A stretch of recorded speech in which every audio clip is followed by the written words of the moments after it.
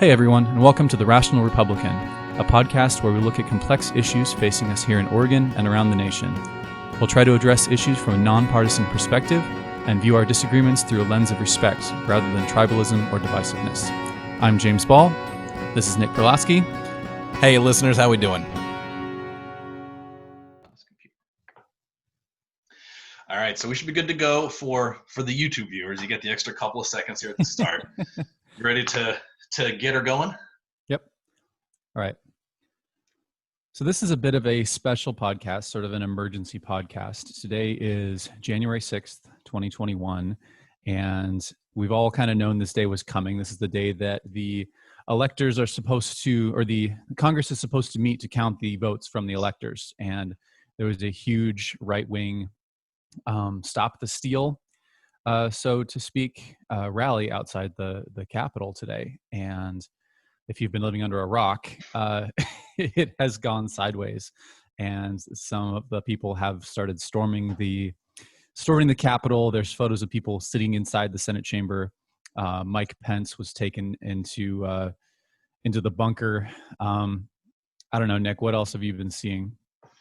Well, I mean, I think you pretty much summed it up there. The day started for if anybody has missed the news, or if you're listening to this a week or two in the future, something like that. The day started with a rally with Donald Trump, and it was supposed to be a protest and everything, and which we've seen dozens of times this year. And it's worth mentioning that protesting is good. Exercising your right to freedom of speech is good. Being upset that your candidate didn't win an election is good. These are all, normal things that have happened myriad times throughout the course of history. But what proceeded to then happen was, Jimbo, as you say, was these what would be called protesters, I think what we can safely call terrorists at this point, broke into the Capitol, broke windows, shots were fired. A woman is in critical condition after being shot in the chest.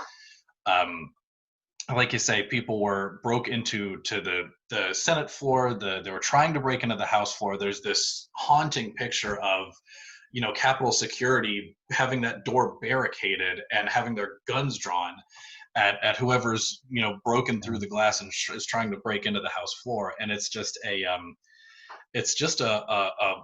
blight on our democracy, on our form of government, on certainly our party.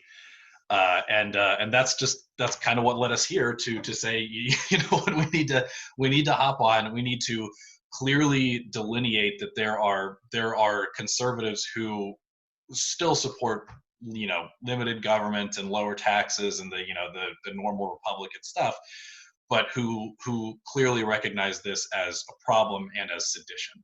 And I think that it's important to note that until recently, Trump had been fueling the fire with his tweets. He didn't. Certainly. I don't know exactly what was said. I haven't been on Twitter today, and recently there was a video asking people to go home, very half-heartedly. He basically is minute 5 or something of basically Trump saying, "Y'all need to go home. This was a stolen." Well, it wasn't even that.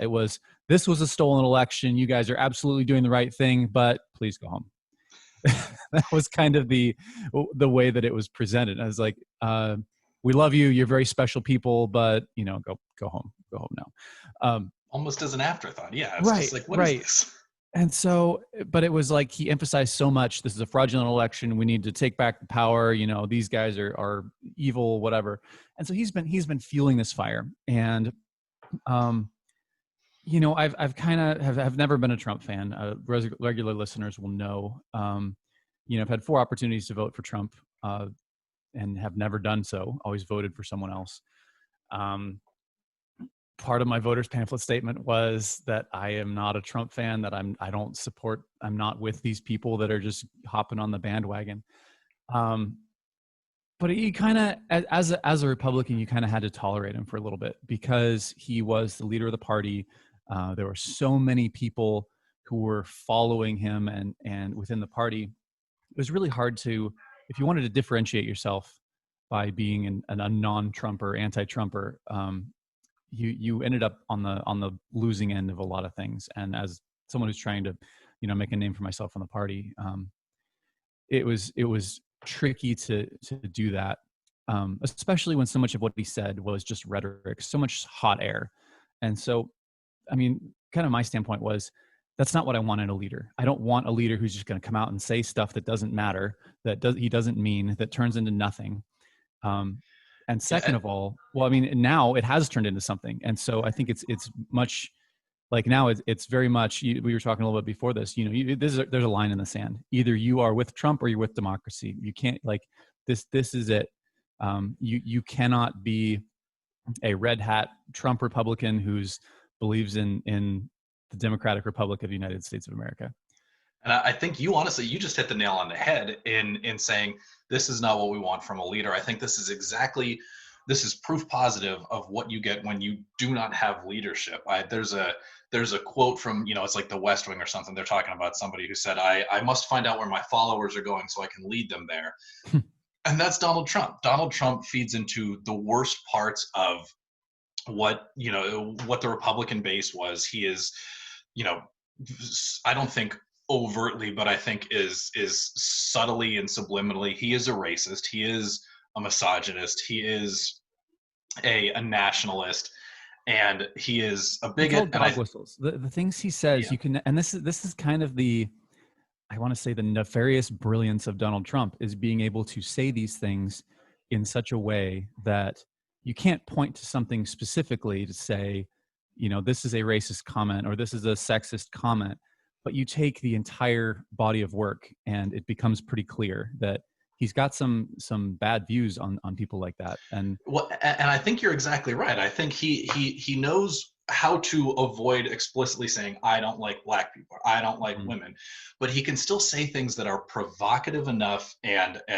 touchy enough that he gets on TV, he gets retweets and likes on Twitter, again from the absolute worst elements of what our society has to offer, and he furthers himself by continuing to engage in these types of things rather than actually being a leader, rather than actually saying no, we're going to be for this, we're going to stand up and do something. And he just continues to feed into these worst parts. And he knew this morning, if he stood up in front of a protest and said, the election was stolen again, despite what shouldn't even merit mentioning, but despite the fact that there is absolutely no evidence that voter fraud occurred, that any type of election rigging, or that Donald Trump actually won, and Georgia and Arizona and Michigan and Pennsylvania all got together and somehow conspired to take the election from him. right. But he knew he would get his fix. He was get his popularity endorphin fix. And this is the consequences of what happens when you don't have a person in a position of leadership show leadership. I wonder what he thought was going to happen here. I mean, what if everything happens the way that Trump and his supporters want to happen? Somebody questions or tries to overturn the elections. I mean, what if it actually did? What if it actually got sent to the states? All those random footnotes in the Constitution that they were hoping, they're not footnotes, but little paragraphs that nobody pays attention to because they never apply to anything. What if we got that far and Trump was somehow instituted on January 20th? Like, what happens then? Do you really think that all these Democrats who voted for him, the 75 million, 80 million, however, 82 million, I forget how many, who voted for Biden and who won an election fair and square, we're going to stand for that? I mean, you would have a justifiable, you know, It would protest be at that point. anarchy. Yeah, it would be, that is a stolen election. Yeah. I up until recently had no problem going through the legal challenges, all the lawsuits, all the whatever in the different states, because if anything, it just proves that the election was correct. You mentioned, and this is kind of what the line has been, is that there is no evidence of election fraud. Well, no evidence of fraud is not the same as evidence of no fraud. And so, like, the more we look into this, the more we move away from there is no evidence of fraud toward there is evidence that there was no fraud, that we looked into this thoroughly and we have checked out all of these stories. And I think we've gotten there. I think we've gotten to the point where any sort of um, any sort of claim or lawsuit or anything that could have impacted the outcome of the election has been thoroughly vetted, has been looked at by the judicial system, and we have found that there's no voter fraud, that this was a clear and true election, and Trump lost. It's So, and time to it's move on. it's interesting that you point that out, because I think you and I disagree on that particular point. I don't think a lot of those lawsuits had merit, and I don't believe we Well, I should have mean, taken people's I time to didn't go say to they them. had merit, but at least But going through I the think the motions. important thing is there are degrees, like you said earlier, to which we as conservatives, even people like you and me who are not Donald Trump fans, say, you know what? Okay, he's the president. This is the thing that he's going to do. That he's within his rights to do that. That's fine. Whatever. I do think that there will be good elements of the Trump presidency on the GOP for future generations, for future decades. I love that we've had this more populist tilt, that we can be more appealing to blue collar workers, union workers, NASCAR watchers. We're not just country club Republicans anymore. I hope that that's the case for a long time to come. But I honestly do believe that this will be the day that we as a party look back on and we say, okay, to whatever degree all of us kind of tolerated Trump, whether you voted for him or didn't, whether you liked him or didn't, fundraised for him or didn't, whatever, to whatever degree all of us in this party kind of put up with the last four Enough years, is enough. we've now, yeah, this has clearly gone way too far. He's clearly a loose cannon. And there's the phrase that popped in all my, we're recording this on the day after the two special Senate elections in Georgia, the two runoff elections, and now the Democrats have won control of the Senate after the two Democrats won those elections. So Donald Trump has cost this party the presidency, he's cost us Congress, and he's now cost us the Senate. And there's an element of you reap what you sow. We made a deal with the devil 4 years ago. Obviously, like you said, you and I didn't vote for him, Right. but this is clearly, the costs have been way higher than the benefits, and we need to recognize that and exercise the Trumpiness out of this party for good. Well, but how do we do that? I mean, this is so. There are still a lot of Trump fans out there, people who voted for him, people who still are supporting him. And this has kind of been another thing that I've been trying to, got into an argument on Facebook yesterday with some friends, Democrats. Russ, who's been on this podcast before. Friend of the pod. Friend of the pod. I don't know friend of the pod anymore. He may not like us, but sorry, Russ. But basically, there are enough people who think this is justified, who think that Trump should be president, who believe that this is a fraudulent election. You can't just dismiss those people. I mean, you can, but then this is just going to resurface in a couple more years with a different leader, with a different, demagogue leading this contingent. And this is another reason that a thing you said earlier of thinking those lawsuits had merit. I don't necessarily believe that those lawsuits did have merit, but I didn't think there was anything wrong with going through the motions and checking it out, because you have this majority, if not majority, large minority of the Republican Party who still believes that this election was stolen. And you don't win people over by dismissing them, and I think this is, Biden has talked about trying to heal, trying to bring the party back together. But all I've seen from either side has been, I want to crush the other team and my team needs to win. And, how can you possibly support the other team because they're evil and they're trying to destroy America? It's like, well, I mean, that kind of rhetoric isn't helpful. It isn't, all it does is further divide us. And, in the short term, maybe it'll win you a couple of elections. But in the long term, you end up with Donald Trump. And we've exactly seen that. We've cost ourselves elections. We won one, and we got a couple of Supreme Court seats, and we got a tax bill through, and there's a lot of good stuff. If you're a conservative, there's some good stuff that happened over the past 4 years. But like you say, the cost has been insurmountable. Yeah. But we need, we need to address those concerns. We need to address those people, or else this is going to happen over and over again, because it'll be interesting to see if Biden sticks to his word of trying to bring us together, because now that he has both houses of Congress, he can do whatever he wants. And if he adds 4 seats to the Supreme Court and adds 2 states, and those are all, DC and Puerto Rico are both going to have Democratic senators. And so now there's 104 senators and 54 of them are Democrat. That will be just another step in the direction of divided America. Um, we need someone who has the power to do something. This is what Republicans have done the last 4 years, has been at the federal level. If you can do something, you do it. And the like qualms of procedure or policy or institutional norms, just throw them out the window. If you can do it, you do it. And I've seen that with the Democratic Party here in Oregon as well, where you just, if you can do something, you do it. And we need a party at some level to say, no, I can do this. I have the power, I have the votes, but I'm not going to, because it's going to further divide the country. Because I think if Biden does Yeah. that, maybe he'll stack the deck, and so we'll have 20 more years of Democrats, but we're going to have civil unrest for all those 20 years.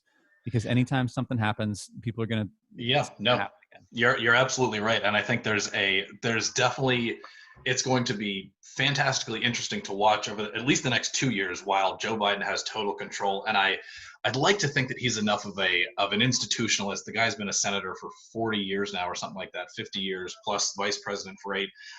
That I'm hopeful that he doesn't pack the court. I'm hopeful that he doesn't start adding states all over the place, because I think you're right. That's going to have repercussions for generations to come on public policy, and certainly how the right reacts to that.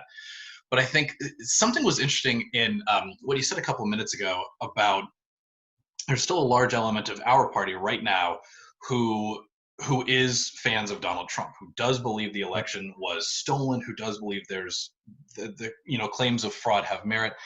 And one of the things I thought was interesting is a couple hours ago, while before Congress had been breached, Ted Cruz got up and he was giving his speech basically in defense of filing lawsuits, not certifying the electors today, January 6th, as the Constitution says we're supposed to do.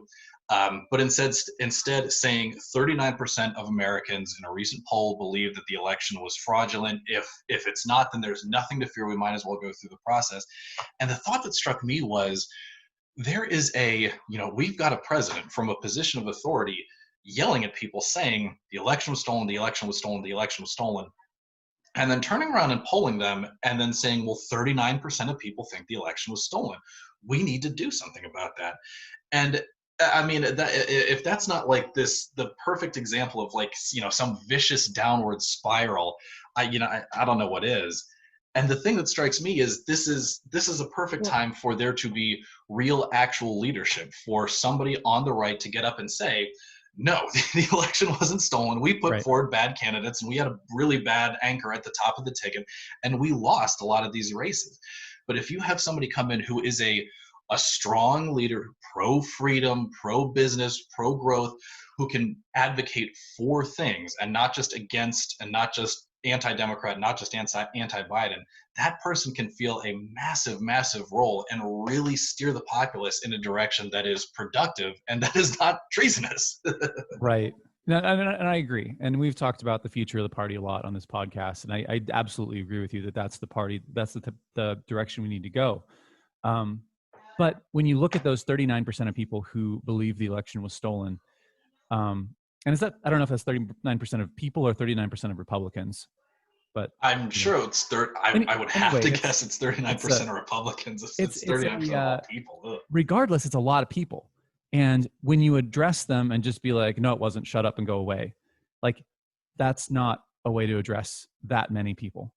There are, I mean, I don't know, maybe we could have done something to prevent getting to this point if we didn't have someone at the top of the tickets talking about how fraudulent this was, if we didn't have these news networks, the Newsmax and the America, the OAN or whatever, peddling this nonsense for the last however many and I think that's exactly right. It's tough to, we're on a Mack truck right now, and it's tough to just slam on the brakes without having some kind of collateral damage. You can't just have say, Donald Trump get up there the whole time and say it's stolen, it's stolen, it's stolen. You can't, but now we're here. We've got those things. We didn't put a stop to them back. I mean, even if we could have, it's tough when the president is saying things to come out and be like, no, he's not. But now that we're here, what do we do? How do we address these people and bring them back into the fold? Because that's a lot of people. I mean, that's kind of my point of, you can't just dismiss them and say, no, you're wrong, you're a bunch of conspiracy theorists, just go away. I agree. That works for flat earthers because there's not that many of them.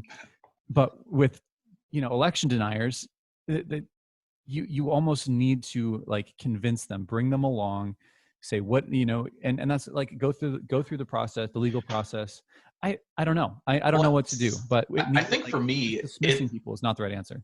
it strikes me as, the difference between like when you were a kid and you did something wrong and your parent like, yells at you or smacks you on the wrist or says, this is inappropriate or whatever. And you're like, well, I'm going to do what I want. I'm a kid. I can do whatever I want. And then, then you do something kind of serious and you're 14, 15, 16 or whatever. And you get I'm not mad, I'm disappointed. And Mm-hmm. that's when for me, as a kid, that's when you have those moments of just like, oh man, like I probably should have done better. And I look back on stuff that I've done in my life, like like when we were in sixth grade, like I would call somebody gay as Mm-hmm. an insult, as a derogatory thing. And now I look back on that and it's like, wow, like that was a really not cool thing to do. That is definitely like wrong. That is inappropriate. That's not something that anybody should be okay with.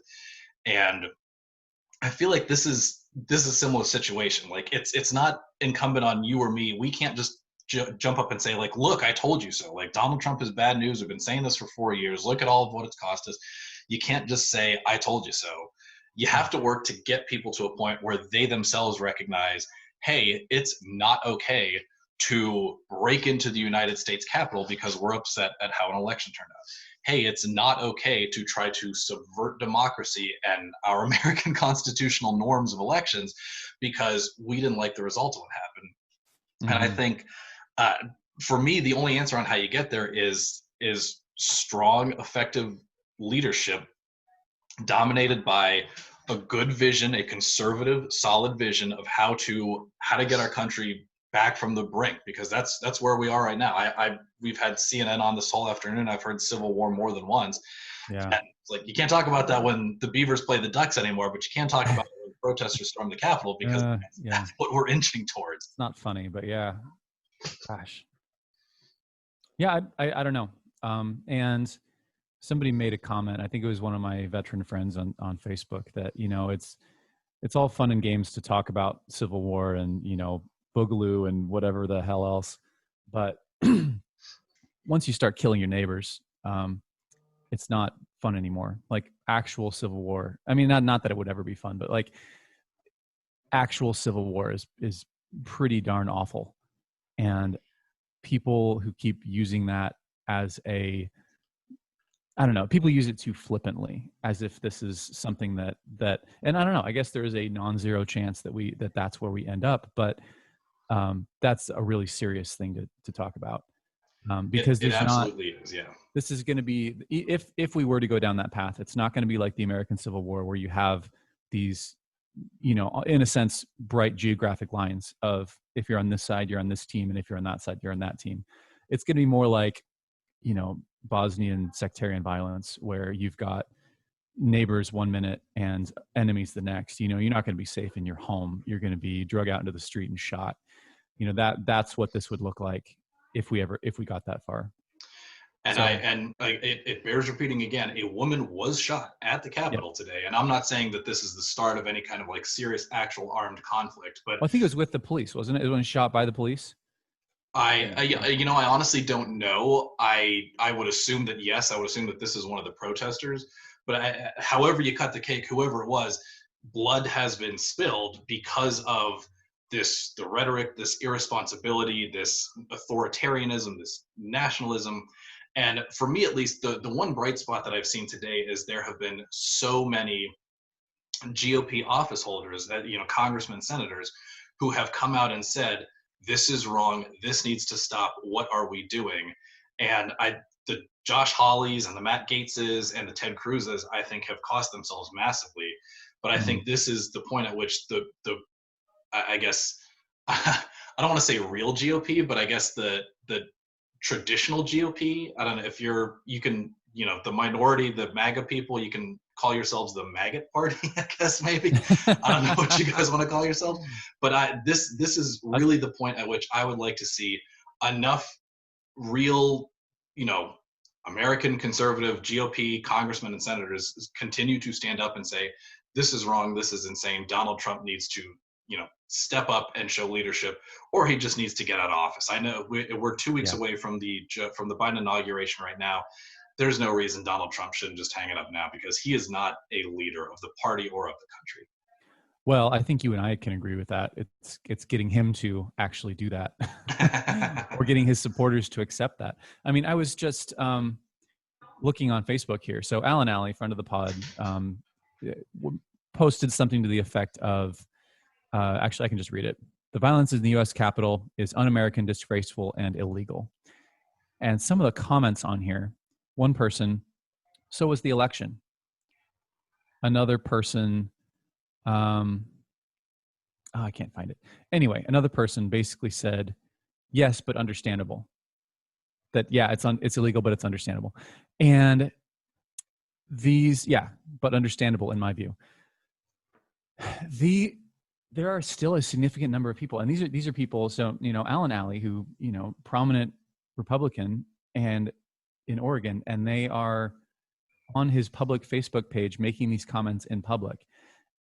There are still a significant number of people who think that this is the right thing to do. That, and I mean, this is what they're willing to say in public, much less what are they going to say in private? That, you know, the election was stolen. This is the only way that we can keep our country, or I don't know, man. I don't know what to do. And I think, I mean, you're right. Get a strong leader up there to say something, to get people to back down, have something that we're for rather than something we're against. But who is that? I mean, well, I think that's the question. I think at a national level, there's a ton of folks who I think saw their stock plummet a ton today. I mean, we've talked about, is Ted Cruz going to run again? Like, he's not going to have a shot anymore. He can't be in the same room with some of these people. That I sent an article to a couple other my friends that I guess as they were being evacuated, Mitt Romney was yelling at Ted Cruz saying, "This is what you get. Like, you just made all this happen because of your, you know, willingness to kind of go along with stuff like this." And it's just like, I feel like there's a lot of people in the GOP who feel the same way. So for me, at a national level, people like Larry Hogan, the governor of Maryland, somebody like Mitt Romney, who I don't know if you saw, but there was a video going around Twitter last night of he was on a flight and a bunch of people were calling him a traitor, like yelling across the plane, calling him a traitor, which is just such a abhorrent display of sheepishness and everything. And it's just so unfortunate, because I really do think somebody like that is a person he's been standing up the whole time and saying, hey, this is wrong. I think here in Oregon, there's a lot of great people that obviously physically and politically are quite distanced from Donald Trump, but it's got to start now. If people have to get up now. People have to be very clear about the fact that we are pro-business, we are pro-freedom, we are pro-Second Amendment, but we are not pro overturning democratically elected officials in this country. That is, period, something that does not happen. Yeah. I know Mitt Romney I'm a fan of Mitt Romney. I know you are as well. But to a lot of this MAGA crowd, Mitt, come on the pod. Yeah. Senator Romney, if you are listening to this, one of our 400 listeners, please come on the podcast. But his name is kind of mud within the Republican Party because of this. Because for the last 4 years, you have been judged as whether or not you're along with Trump for his along for the ride with Donald Trump. And so somebody like Lindsey Graham or Ted Cruz are the ones who have curried favor with the GOP, and Romney has not. So, I mean, maybe you get someone else who's run for president. I don't know, Rand Paul or I don't even know. I don't even know who. Rand Paul, native of Pittsburgh, Pennsylvania, much like myself. Go Yinzers. Maybe. But someone, I think, I don't know. Maybe you just need like all of Congress. I think that this is going to go real well on the radio. I think that's an interesting point. I think, honestly, what has bode well for senators, congressmen here in a state rep, state senator, whatever, to kind of like hitch yourself to the Trump wagon, I think there's honestly going to be a cost. Somebody gets up and says, look, Donald Trump cost us Congress, cost us the Senate, and cost us the presidency. And every time we get 10th, 11th, 12th Supreme Court justice, every time we get the state of DC, the state of Guam, the state of Puerto Rico, every time we get who knows how large the next coronavirus relief package is going to be with money that we don't have. And I'm not saying that coronavirus relief isn't necessary. That is necessary, but it needs to be done in a bipartisan, responsible way, not Democrats just steamrolling things and using this to spend every red cent that we've got on anything that doesn't have anything to do with coronavirus. But all of we will have policy ramifications for decades. And this is to say nothing of what America's place on the world stage is going to be, which I think has already suffered enough under the Trump administration. But if we don't get to a point where we continue to recognize a lot of people in the Middle East, China, Russia, as bad, malevolent actors, and we just try to go along with the kind of Obama-style appeasement, all of this is the negative effects of Donald Trump losing to the tune that he did with so many down ballot races over the last 4 years. And I'm not sure that I want to be associated with that anymore. If I'm a guy running in 2022, I'm not so sure it's not better to say I was against Trump the whole time. I like to win. I want to do stuff and govern, not just get yelled at and whatever.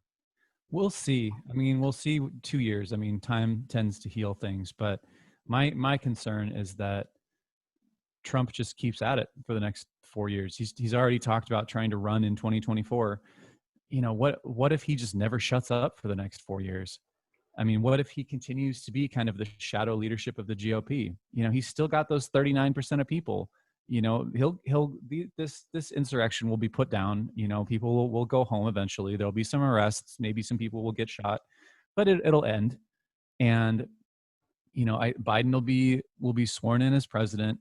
But what if Trump never gives up? The problem is you need to have a strong leader like you're talking about. They need to have a critical mass of the party behind them.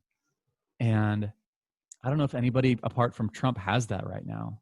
I mean, the only thing I could think is like if he were to be impeached like today.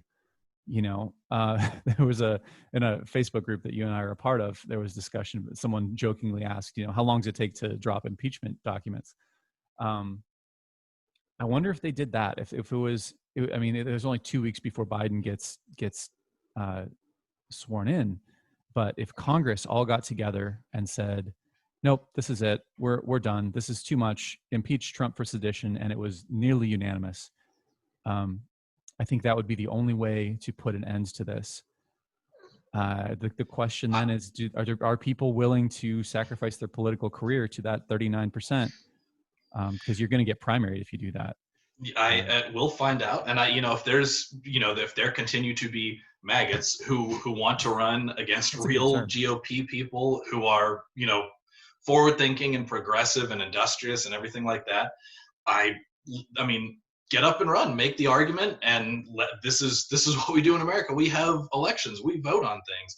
And if one or several or many of those people win, then there we go. But I sincerely hope, to kind of bring it back to today and what we've just witnessed today, is I really do believe that this will be the straw that broke the camel's back in terms of all of the awful, unpatriotic things that Donald Trump has said and done over the past 4 years. This will be the one that we remember with the most ferocity and loathing of what he's done to our party and what he's done to our country. Man, I really, really would like to think that even for those 39% of GOP people or of Americans overall who were with him and who were happy to see this protest start today, will start to look and evaluate and see this for what it was, which was domestic terrorism. It was sedition, it was a coup, it was an insurrection. And this is, none of those things are what we stand for as Republicans, and definitely not what we stand for as Americans. Yep, absolutely agree. Well, you think that's a good note to end it? What do you think? As good a note as we're going to get, at least.